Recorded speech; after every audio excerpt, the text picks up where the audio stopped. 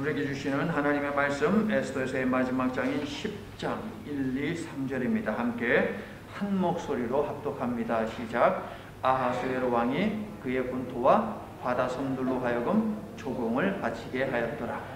왕의 능력 있는 모든 행적과 모르드게를 높여 존귀하게 한 사적이 메대와 바사 왕들의 일기에 기록되지 아니하였느냐? 유다인 모르드게가 아하수로 왕의 다음이 되고 유다인 중에 크게 존경받고 그의 허다한 형제에게 사랑을 받고 그의 백성의 이익을 도모하며 그의 모든 종족을 안위하였더라. 아멘. 여러분 혹시 살면서 연극을 보신 적이 있으십니까? 연극.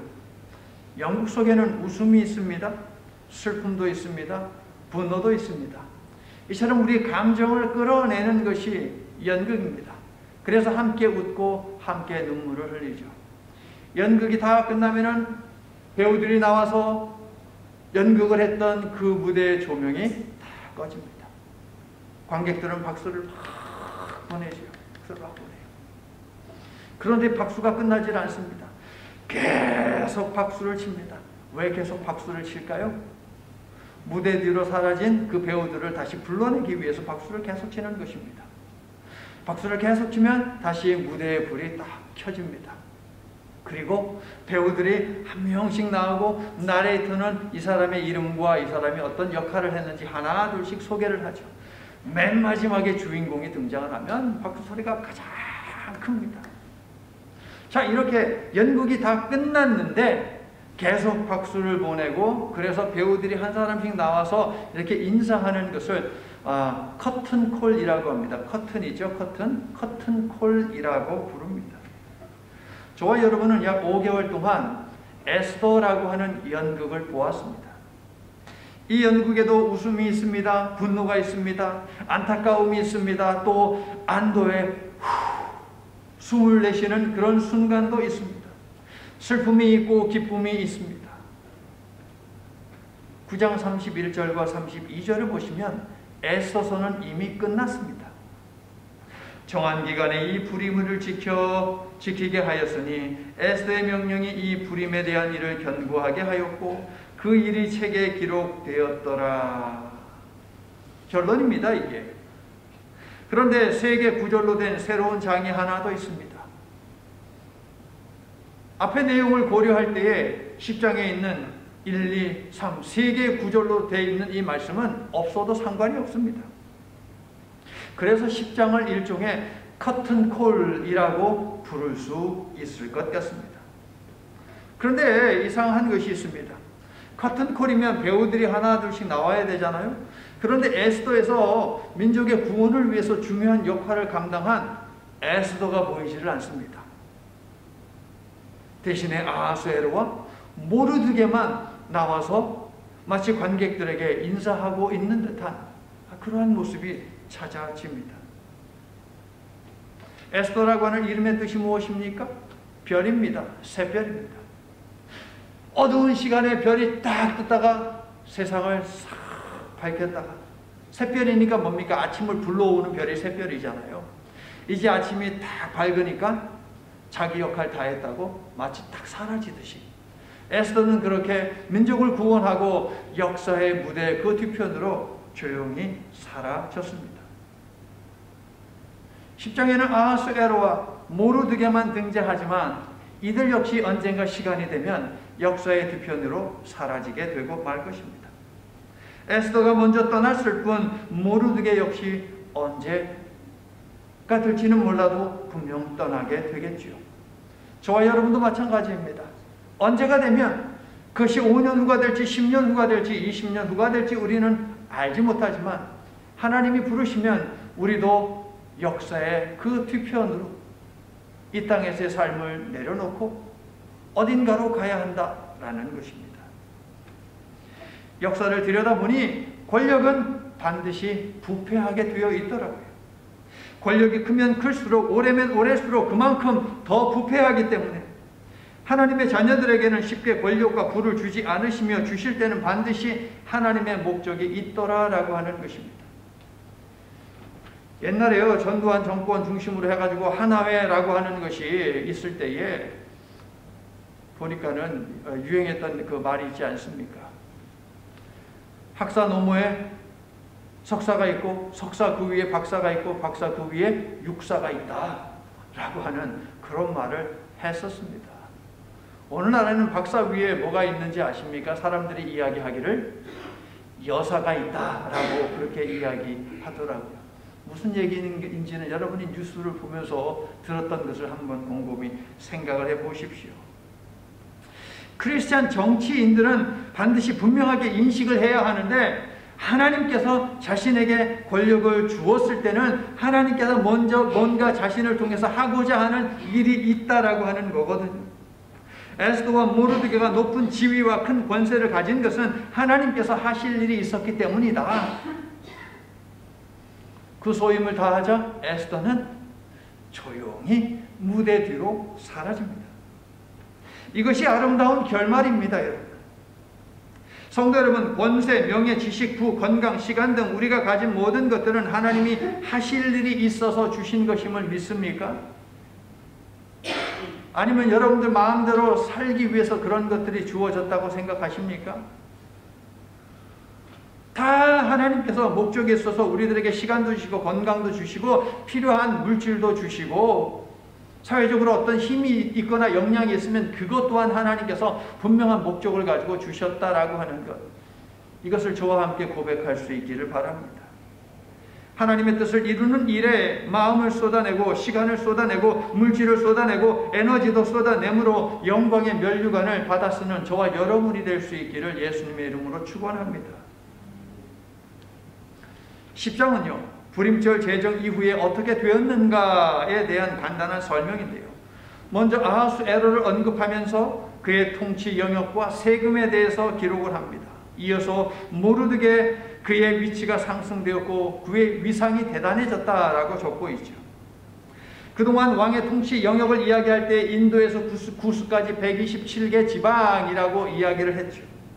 그런데 이번에는 본토뿐만 아니라 바다의 섬들까지 언급을 하면서 세금을 더 확장했다라고 하는 것을 강조합니다. 그러면서 페르시아의 정치적 그리고 경제적 질서가 이렇게 잡혀졌다. 정치적으로 안정을 이루었고 경제적으로 풍요로워졌다라고 하는 것을 앞에서 이야기를 하고 있는 것입니다. 왕과 모르드게 치적이 왕들의 일기에 기록되었다라고 하는 2절의 말씀은요, 열왕기나 역대기에서 왕들의 기록을 언급할 때와 비슷하지. 마치 모르드게를 이스라엘의 역대 왕들과 비슷한 위치에 있는 사람으로 디아스포라, 흩어져 살고 있는 그 유대인들에게 이야기를 소개하고 있는 듯한 느낌을 받습니다. 정치적으로 큰 힘을 갖게 된 모르드게는 유대인들에게 존경뿐 아니라 사랑도 받았는데, 이를 결정함에 있어 언제나 백성들을 먼저 생각하고 백성들의 안위를 먼저 살폈기 때문에 그는 백성들에게 존경도 받고 사랑도 받을 수 있었다 하는 것입니다. 이렇게 해서 에스더서는 끝이 납니다. 불임절, 유대인을 죽이기로 제비를 뽑아 결정한 날이 제비를 뽑은 자들의 제삿날이 되게 하신 하나님의 구원하시는 그 역전 드라마를 기억하고 기념하는 절기, 이게 바로 불임절이죠. 여러분의 삶을 돌이켜보십시오. 여러분의 삶에도 하나님의 은혜가 임해서 정말 다 끝났다라고 생각했는데 그것이 뒤집어진 그런 사건들이 분명히 있습니다. 최소 우리 믿음의 사람들에게는 3번 이상의 불임절이 있습니다. 첫 번째는 언제냐? 예수님을 나의 구원자로 영접하여서 내가 중생한 날, 그날이 바로 불임절입니다. 모든 인간은 망할 운명을 가지고 태어납니다. 망할 운명이었던 인간이 예수님을 믿음으로 말미암아 살 운명으로 바뀌었다는 것이죠. 죽을 운명이 예수 믿어 영생을 얻고 지옥에 떨어질 인생이 천국에 갈 인생으로 완전히 바뀌었으니 예수님을 구주로 영접하여 거듭난 그날이 바로 우리의 공통적인 불임절이다라는 거예요, 여러분. 하나님의 은혜는 두고두고 기념되어야 한다라는 것을 지난 주일날 여러분에게 말씀을 드렸습니다. 부활절, 추수감사절, 성탄절만 우리가 기념하고 지키는 것이 아니라 뭐 생일이나 기일이나 무슨 뭐 결혼 기념일 이것만 우리가 기념을 해서 하나님 앞에 감사를 드리는 것이 아니라 바로 이날 내가 거듭난 바로 그 날도 기념하면서 하나님 앞에 감사를 드려야 마땅하겠다. 우리의 부림절이니까.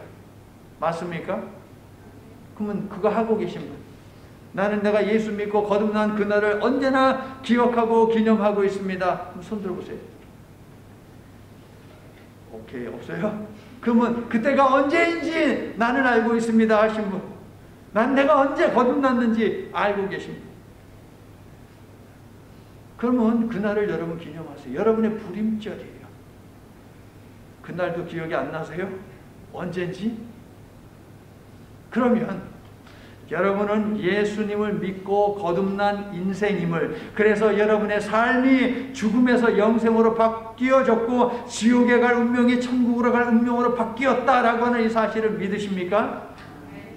다들 거듭나셨어요. 날짜가 중요한 것은 아니고 다만 우리가 거듭났다라고 하는 이 사실을 언제나 기억하자는 거예요. 특별히 어떤 그 날이 되면 우리가 기억하자라는 것이죠. 두 번째로 우리의 삶에도 부림절이 있습니다. 우리가 살아가는 삶 속에도 부림절이 있어요. 학업에 실패하고 직장 생활에서 실패하고 결혼 생활에서 실패하고 등등등 여러 가지 일들에서 우리가 실패하며 살지만 다시 일어나게 됐다라고 하는 것이 뭡니까? 이게 바로 부림절이에요. 망해가던 사업이 살아났거나 병에 걸렸지만 회복되는 일 등등등 일상에서 벌어지는 반전의 날들이 있다는 것이죠, 여러분. 그게 바로 부림절이에요. 큰 중병에 들었는데 은혜롭게 수술을 받고 다 나았다라고 하는 그런 경험 여러분 갖고 계시죠? 그게 부림절이에요, 여러분의 부림절. 그래도 우리는 믿음의 사람이니까 하나님께서 이것을 발견하게 하여 주셔서 하나님께서 이것을 치료받게 해주셨다라고 하는 그런 믿음이 있잖아요. 그렇죠? 그러므로 그날이 부림절이라고요. 성도 여러분, 하나님께서 보이지 않는 곳에서 세상을 주관하시고 주의 백성의 삶에 개입하시기에 다 막혔는데 길이 열리는 경험을 할 때가 있더라라고 하는 것이에요. 아멘. 그런 경험 저희들에게 한두 번은 분명히 있지 않습니까?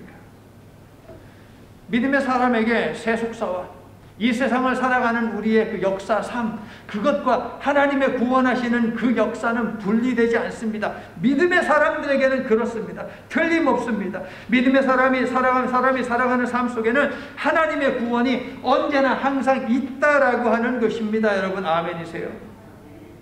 하나님께서는 하나님을 사랑하는 자, 곧 그 뜻대로 부르심을 입은 자들에게는 살아가는 고비고비마다 부림절이 있게 해 주심을 믿습니다. 다만 하나님의 사역 방식이 보이지 않을 뿐 하나님은 지금도 여러분을 위해 일하고 계심을 믿는 모든 분들은 아멘 합시다. 아멘. 세 번째로, 공통적으로 우리가 가지고 있는 부림절, 죽음의 순간에도 우리는 그것이 바로 부림절입니다. 믿음의 사람은 죽음의 요단강을 건너는 순간 새로운 세상이 쫙 펼쳐지는 것을 보게 될 줄로 믿습니다. 저 하늘에는 눈물이 없네, 거기는 슬픔도 없네, 고통은 모두 다 사라져버리고 영광만 가득하겠네. 이런 날이 저와 여러분의 미래에 열리게 될 줄로 믿습니다. 보라, 하나님의 장막이 사람들과 함께 있음에 하나님이 그들과 함께 계시리니 그들은 하나님의 백성이 되고 하나님은 친히 그들과 함께 계셔서 모든 눈물을 그 눈에서 닦아주시니 다시는 사망이 없고 애통하는 것이나 곡하는 것이나 아픈 것이 다시 있지 아니하리니 처음 것들이 다 지나갔음이로라. 할렐루야. 이 땅에서 마지막 숨을 내쉰 후 저와 여러분은 주님에 대한 믿음 덕분에 행복만 있는 하나님 나라에 들어가게 될 줄로 믿습니다. 이처럼 부림절 정신의 진정한 축하는 언제 이루어지느냐? 종말에 이루어지는 거예요. 예수님이 이 땅에 오시던 우리가 하나님께 먼저 가듯 바로 그 마지막 순간에 부림절 축하의 진정한 의미가 있어요. 진정한 부림절은 바로 그때 이루어지는 것이에요. 왜냐하면 우리가 천국에 가는 그날까지 하나님의 백성을 대적하는 자들이 끊임없이 있을 것이고 죄악된 세상에서 사는 한 우리의 고통과 환난도 계속될 것이기 때문입니다. 그러나 믿음의 사람에게 세속사와 구속사는 분리되지 아니한다라고 하는 이 사실을 성도 여러분 기억하십시오. 우리가 세상을 살며 고통과 환난을 경험하지만 그 속에는 하나님의 구원하시는 섭리가 있다라고 하는 이 사실을 믿습니까? 그 이야기를 하고 있는 거예요, 오늘 설교 제목이. 그리고 결국에 가서 우리는 생명의 멸류관을 받아쓰고 주님과 함께 영원히 살게 될 것이기 때문에 믿음의 사람에게, 우리들에게, 세상 사람들이 아닙니다, 믿음의 사람들에게, 적어도 믿음의 사람인 우리에게는 세속사와 구속사는 분리되지 않는다라고 하는 것이에요. 그러하기에 우리는 예배를 포기할 수 없고 기도를 쉴 수 없고 찬양을 멈출 수 없다라고 하는 것입니다. 아멘이세요? 너는 장차 받을 고난을 두려워하지 말라. 볼지어다 마귀가 장차 너희 가운데서 몇 사람을 옥에 던져 시험받게 하리니 너희가 11일 동안 환난을 받으리라. 내가 죽도록 충성하라. 그리하면 내가 생명의 관을 내게 주리라. 할렐루야. 다만 죽도록 충성하랍니다. 무슨 의미입니까? 믿음으로 반응하며 살아라 라고 하나님의 말씀을 하시는 것이죠. 오늘날에도 유대인들은 이 위대한 역전의 날을 기념하며 축하의 잔치를 벌입니다. 12월 14일, 물론 유대인의 달력입니다. 그것은 이제 봄 정도가 되는 시간이거든요.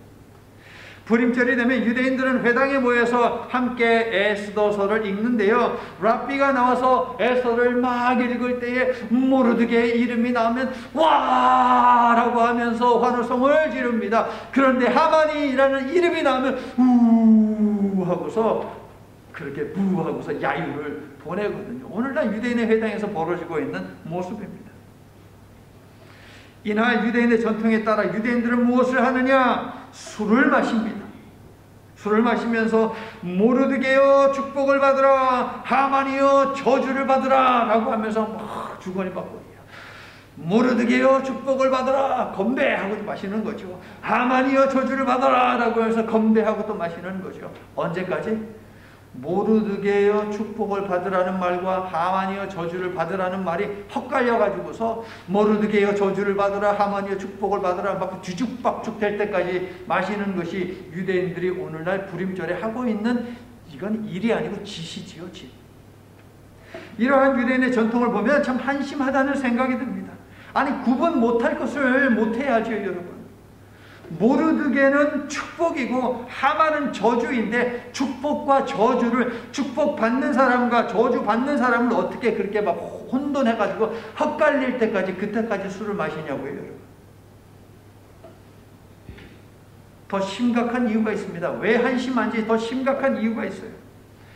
에스더서를 비롯한 학계, 스가랴, 역대기 같은 포로 후기 작품들은 메시아의 도래를 염원하는 특징을 가지고 있습니다. 무슨 말인가 하면, 부림절을 몸소 겪은 조상들은 하나님의 백성이 당한 고난과 죽음의 위협에서 구원과 생명으로 급반전시켜 주실 메시아를 기대하며 고난의 시간에 믿음을 붙잡았다는 것입니다. 여러분, 이해하시겠어요?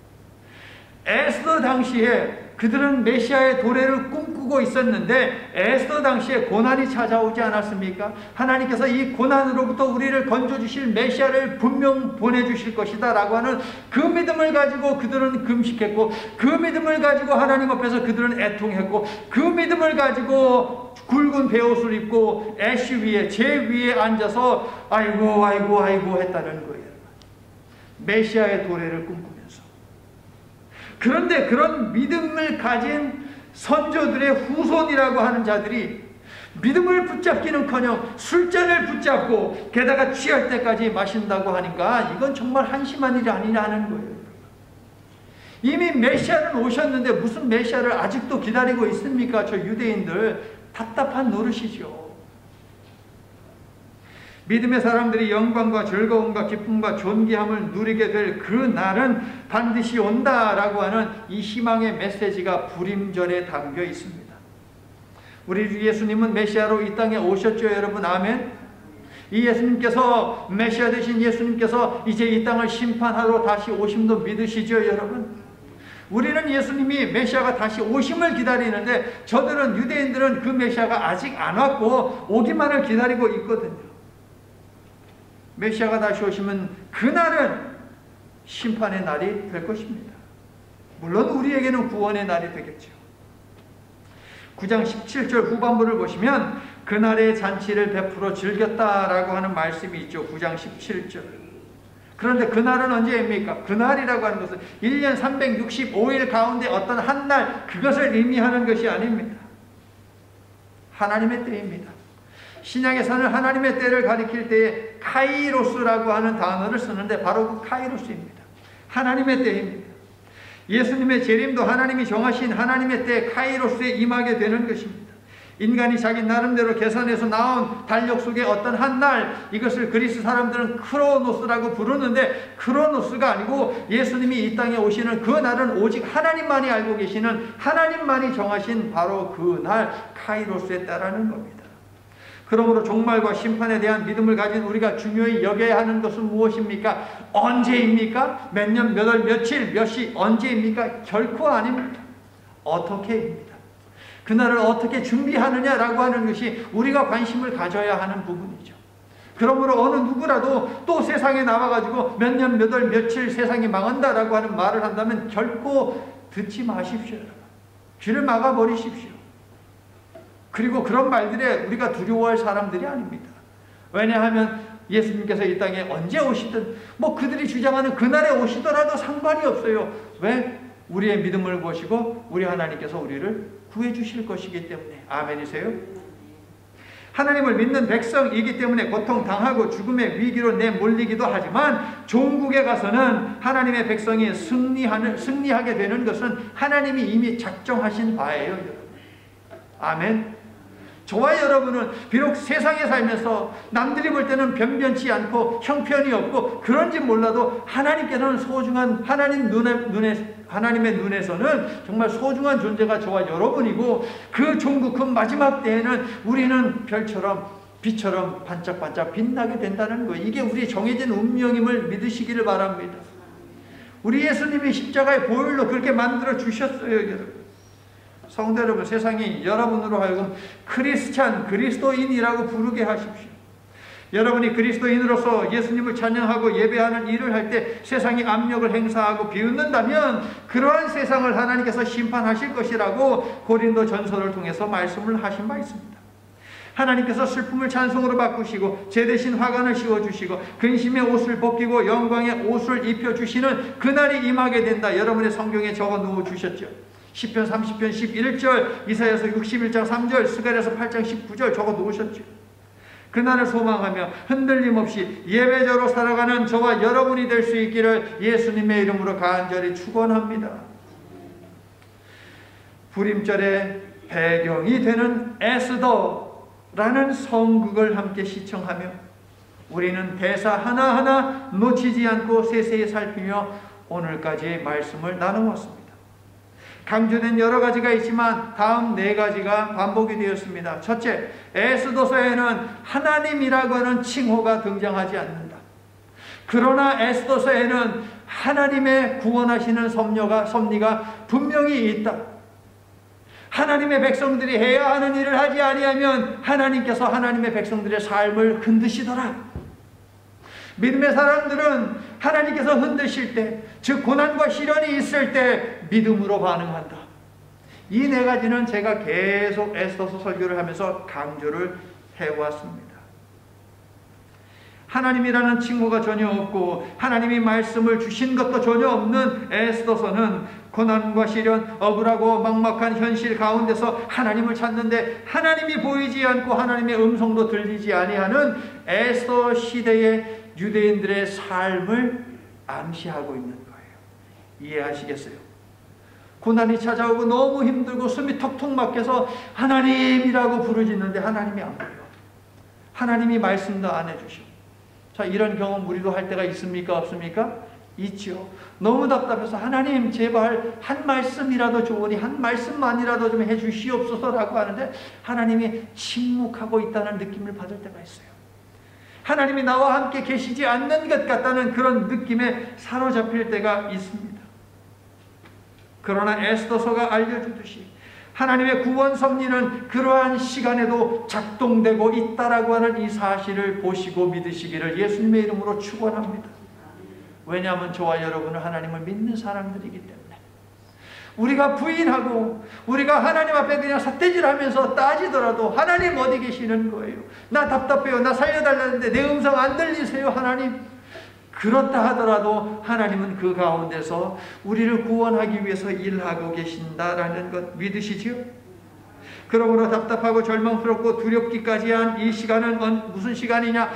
믿음을 붙들고 믿음의 사람이 해야 하는 일을 하라고 하나님이 흔드시는 시간이다. 그러므로 우리는 믿음으로 반응을 해야 하겠다 하는 거죠.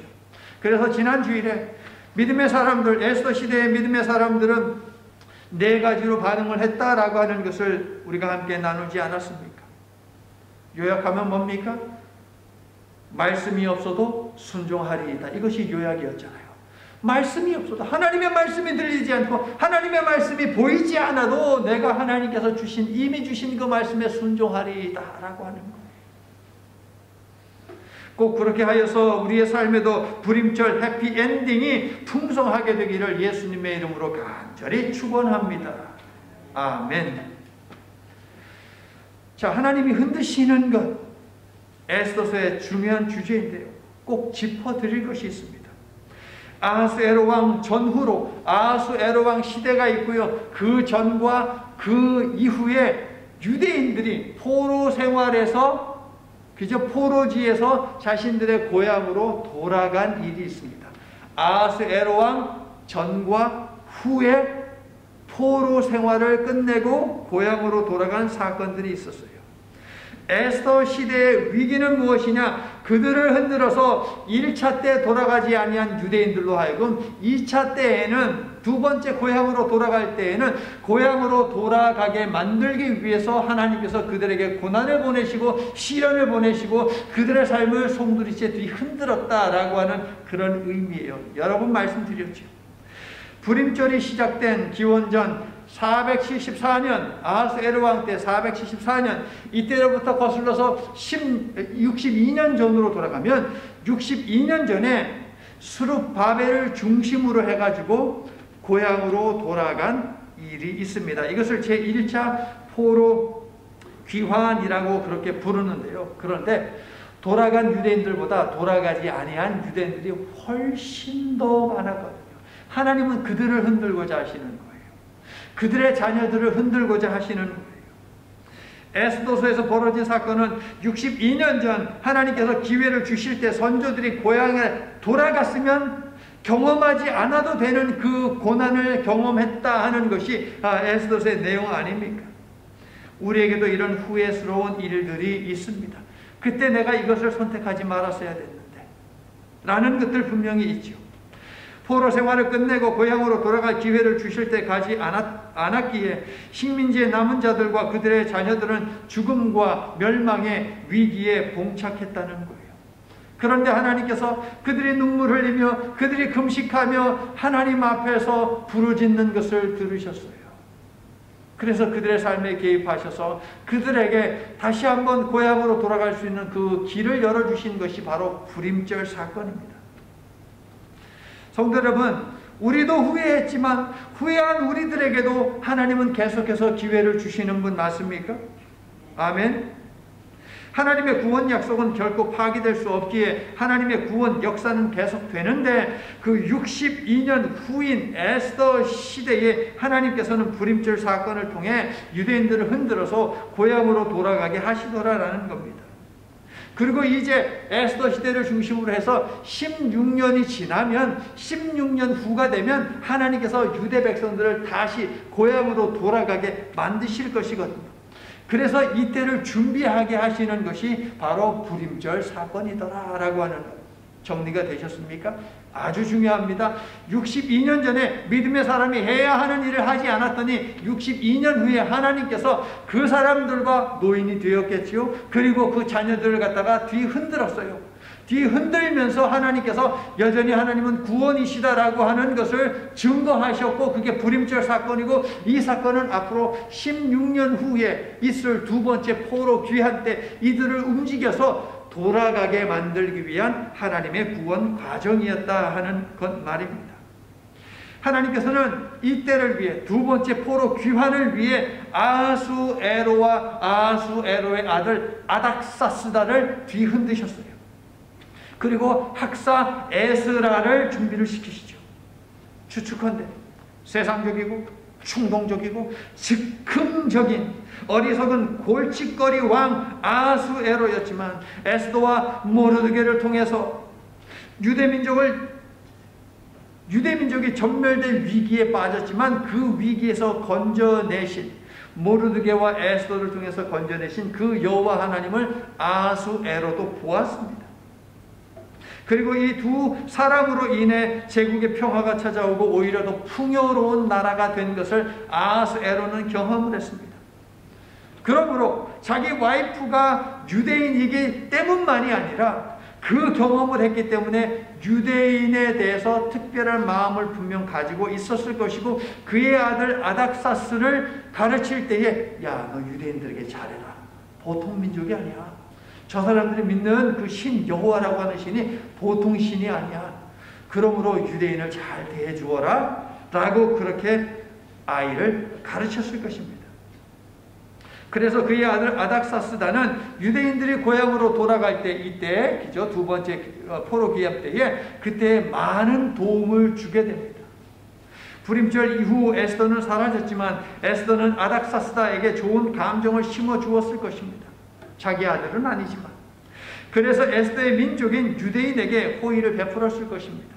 성도 여러분, 내가 만난 누군가가 지금 전혀 가능성이 보이지 않는 자녀들이라 할지라도 아하수에로와 아닥사스다처럼 하나님의 귀한 도구로 쓰임받을 수 있다라고 하는 이 사실을 보시고 희망을 포기하지 마시기를 바랍니다. 아멘. 여러분이 볼 때 정말 가능성이 없어. 여러분이 볼 때 여러분의 자녀들이 너무 답답해.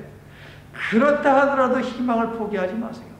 아하수에로 같은 왕도 하나님 사용하셨는데, 아닥사스다 같은 이방 왕도 하나님 사용하셨는데, 믿음으로 간구하는 내 자녀를, 내 친척을, 내 친구를 하나님이 사용하지 않겠느냐 하는 것입니다. 하나님께서 반전 드라마를 만들며 뒤흔드시자 제2차 포로 귀환이 가능해졌습니다. 학사 에스라가 아닥사스다 왕의 허락과 도움으로 한 무리의 유대인을 이끌고 예루살렘으로 돌아오게 되거든요. 에스라서 6장을 보게 되면 거기에는 무슨 일이 있느냐? 고레스 왕이 칙령을 내려가지고 유대인들로 하여금 고향에 돌아오게 하는 허락을 합니다. 그리고 유대인들이 고향에 돌아가서 성전을 재건할 때 필요한 것을 제공해 주겠다라고 하는 것도 약속합니다. 그것을 기록해 놓았습니다. 그래서 학개와 스가랴 선지자의 도움을 받아서 유대인들이 결국 성전을 재건했다. 이게 에스라서 6장에 기록이 되어 있어요. 6장에. 그리고서 7장을 보게 되면 이제 두 번째로 포로 귀환이 있어요. 1장에는 첫 번째 포로 귀환이 6장에는 첫 번째 포로 귀환이 적혀져 있고 7장 에스라서 7장을 보게 되면 두 번째로 학사 에스라와 함께 이스라엘 백성들이 고향에 돌아왔다라고 하는 것이 기록이 되어 있어요. 그러면 이런 구조와 내용을 보게 되면 에스더서는 어디에 들어오느냐? 이 중간에 들어오는 거죠. 에스라서 6장과 에스라서 7장 사이에 에스더서가 들어오게 되더라라고 하는 거예요. 이것이 중요한데 왜 중요하냐면 에스라에게 누군가 물을 것입니다. 아니 당신이 어떻게 해서 유대 백성들을 이끌고 이 예루살렘으로 돌아오게 되었습니까? 라고 물었겠죠. 하나님께서 우리들에게 저 하만의 계략을 깨버리시고 그 하만의 소나기에서 우리를 하나님께서 구원해 내셨기 때문에 우리 유대 백성들이 페르시아에서 살고 있는 유대 백성들이 꼼짝하지 않으니까 하나님께서 흔드셔가지고 이 2차 포로 귀환을 허락하여 주시고 오게 하셨습니다 라고 하는 삶의 고백. 이게 어쩌면 에스더서일 수도 있을 것 같습니다. 그래서 어떤 학자들은 에스더서는 에스라가 썼을 것이다 라고 이렇게 주장하기도 하는데 꼭 그렇게 볼 필요는 없고요. 에스더서는 두 번째로 고향에 돌아온 사람들이 내가 하나님의 은혜로 이처럼 고향에 돌아올 수 있었습니다 라고 하는 그 고백이 담겨있는 책, 이게 바로 에스더서다 라고 그렇게 볼 수 있어요. 자, 성도 여러분, 포로기 그리고 포로 후기를 보내고 있는 사람들 중에는 다니엘과 그의 세 친구들 무르드게와 그리고 에스더처럼 신실한 믿음을 가진 사람들이 있기도 하고 형편없는, 믿음이 형편없는 그런 사람들도 분명히 있었습니다. 그러나 우리의 어떠함과 상관없이 하나님은 신실하시기 때문에 형편없는 사람들도 우리 하나님은 구원의 내심을 믿으시기를 바랍니다.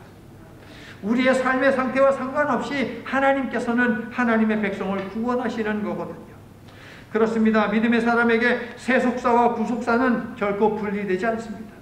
하나님은 신실하게 구원 약속을 이행해 가고 계시기 때문에 비록 세속의 역사가 우리에게 고난을 줄 수는 있어도 그 세속의 역사가 주는 고난 때문에 우리는 망하지는 않는다는 거예요. 고난은 있어도 우리의 영혼까지는 망가뜨릴 수 없는 것입니다. 성도의 세속에서의 삶 속에는 하나님의 구원 역사가 있음을 믿고 위로를 얻고 힘을 얻으시기를 예수님의 이름으로 축원합니다. 자, 그런데요, 하나님의 회복하시는 은혜를 얻으려면 우리가 해야 하는 것이 있으니 거룩한 싸움을 싸워야 한다는 것입니다. 이것이 불임절이 우리들에게 주는 도전입니다. 가만히 있으면 안 돼요. 하나님이 싸우라 할 때 싸워야 합니다. 말씀을 붙들고 싸워야 합니다. 다니엘과 그의 친구들도 협박이 있었습니다. 회유하려고 하는 세력들도 있었습니다. 하지만 맞서서 싸웠지요. 에스더 시대 유대인들도 거룩한 전쟁을 치렀습니다. 그 후에 회복하시는 하나님의 은혜가 임했습니다. 여러분도 선한 싸움을 성실하게 그러므로 싸우시기를 바랍니다. 그래서 두고두고 기념할 많은 불임절의 은혜가 여러분의 삶에 한가득하게 되기를 예수님의 이름으로 간절히 축원합니다. 이제 말씀을 마칩니다. 에스더도 당시 유대인의 문제는 정치적인 문제였습니까? 아니면 종교적인 문제였습니까? 왜 이 사단이 났습니까? 모르드게가 하만에게 절하지 아니한 그것 때문에 이 사단이 난 것 아시죠? 모르드게는 왜 하만에게 절하지 않았습니까? 자기는 하나님에게만 절한다라고 하는 믿음이 있었기 때문이죠. 그러므로 에스더서에 등장하는 유대인들의 문제는 종교적인 문제입니다. 신앙을 지키며 살려고 할 때 반드시 압박이 있고 핍박이 있습니다. 예수 믿는 사람은 믿음 때문에 세상과 충돌할 수 있기 때문에 일사각오의 결단이 있어야 합니다.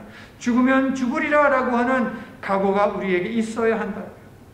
세상을 살아가기에 세속사는 피할 수 없는 현실입니다. 그러나 믿음을 붙들며 사는 우리에게 하나님의 구속사 또한 피할 수 없는 현실임을 믿으시기를 바랍니다. 믿음의 사람인 우리에게 하나님의 구속의 은혜는 결코 뗄래야 뗄 수 없는 영원한 하나님의 축복임을 믿으시기를 예수님의 이름으로 축원합니다. 고난과 시련의 때에 믿음을 붙들므로 에스더서의 승리가 여러분의 승리가 되게 하시기를 예수 그리스도의 이름으로 다시 한번 간절히 축원합니다. 아멘. 역사의 주관자 되시는 하나님, 보일 듯 말 듯 은밀한 곳에서 세상을 주관하시고 주의 백성의 삶에 개입하시는 하나님, 우리가 일상 속에서 경험하는 평범한 사건들 속에 하나님의 비범한 구원 사건이 기다리고 있음을 에스더서를 통해서 보았고 저희들은 믿습니다.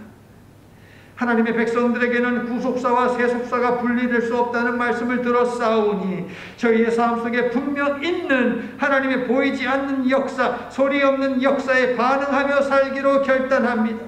직면한 문제들, 지금 겪고 있는 문제가 무엇이 되었든 하나님께서 풀기로 작정하셔야만 풀린다는 사실을 기억하며 때로는 금식과 기도로 호소하고 믿음의 삶을 보이며 살 때에 아버지 하나님이시여, 풀어주시는 불임전의 은혜를 누르고 흔들어 넘치도록 저희들에게도 허락하여 주시옵소서. 예수님 이름으로 기도드립니다. 아멘.